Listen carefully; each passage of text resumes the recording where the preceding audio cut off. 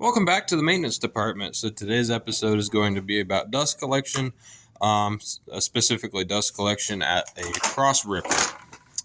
So if you follow your dust hose back, yada yada yada, there we go.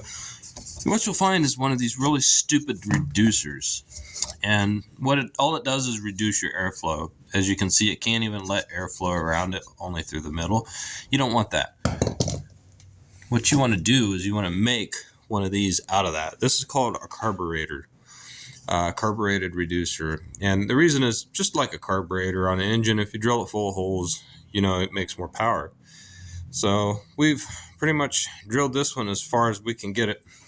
Put that in there.